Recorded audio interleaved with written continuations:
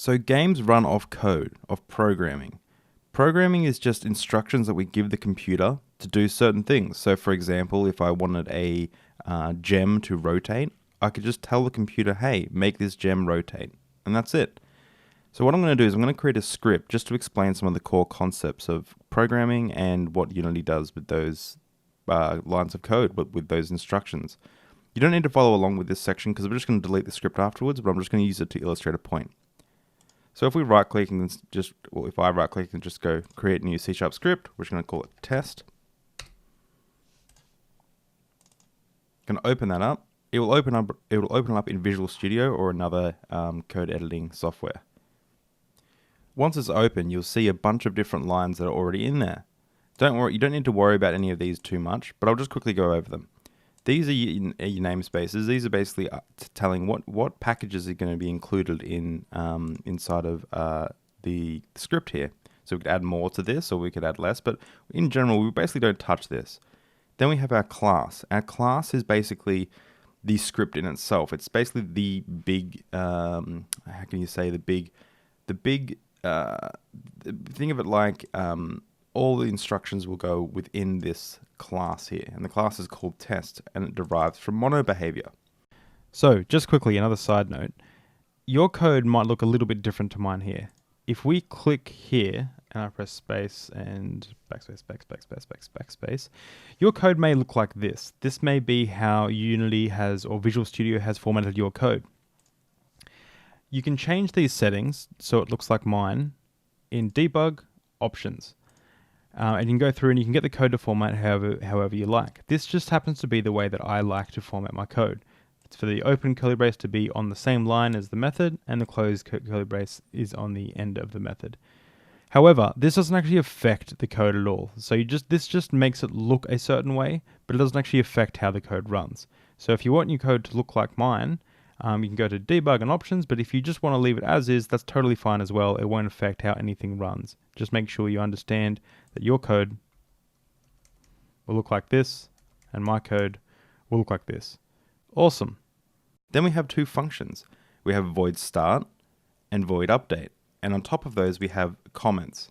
These comments can be anything. If you just put 2 slashes, you can write anything and it won't be affected by the code. So for example, I could write this method or function and method are basically the same thing. You might hear me say either one. This function or method or function, sorry, happens once at the start of the game. And this method or function happens every frame of the game. So if we wanted to write something out, if we wanted to write some code that would actually do something, say if we wanted to, create something that happens once at the start of the game, we could put it in here. So we could press enter to do a new line, and we could write debug.log, open bracket, open speech marks, and we could say this is the start function working. And at the end of the line, we want to close it off by using a semicolon. Cool. So then if we go back into Unity and we just drag this script onto the main camera, it could be literally in any object in the game, but we're going to just drag it onto the main camera. And we're going to go over to our console.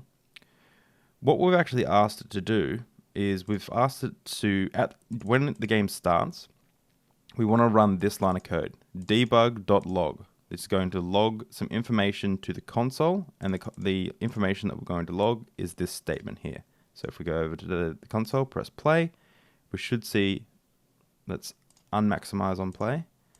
Should press play again. This is the start function working. Cool, so we've written our first line of code. Now what if we want to write something in here? Well, let's just copy and paste this, debug.log.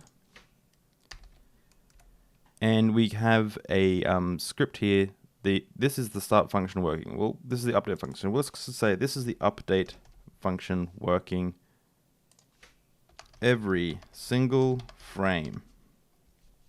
Save this, press play, and you see we have start being called once, and we have down here, this is the update function working every single frame, and it's happening every single frame. Cool, so they're the basics of how start and update work. But if we wanted to create our own method, that's totally easy as well. We could say something like void our own method. Just got to make sure it has these and the two curly braces, and the two curly braces, anything we put in between this will be our method, our own function. So we could put whatever we want in here. So we could copy a debug.log and we could chuck it in there, and we could write this is our own method.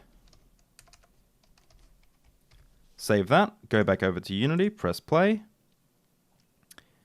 and bam, nothing happens. We have the start function working and we have the update function working, but for some reason our other function isn't working. I wonder why that is. Let's go back over to the script and find out. So we have void start, void update, and void our own method. Now, I could have named this whatever I wanted, but I just chose to call our own method. But the problem is this isn't being called at any time. Update automatically calls every frame, start automatically calls at the start, and there are other things like awake that gets called before start, but we need to actually call this. So if we want to call this once, well, we could put it in start, or if we wanted to call it every frame, we could call it in update. Let's just call it in start for now. So we're going to say our own method. Done. So then we've just called this method from start. So when the game starts, it will call this line of code. It'll move down to here and do this instruction. So press play. This is the start function working. This is our own method. This is the update function working every single frame. So that's a quick primer on basically how code works inside of Unity. Now, obviously, in the real world, we'll be doing some different. In the real world, we won't be just doing debug.logs. We'll be doing things like moving objects or rotating things or making collisions work. And all those things are pretty simple to do inside of Unity. They're just lists of instructions that we need to do. And it will be overwhelming if you've never done coding before. But just trust me, follow along. By the end of the entire project, I guarantee you'll be much more confident. Tune in next video for an explanation on variables and how they work in our game.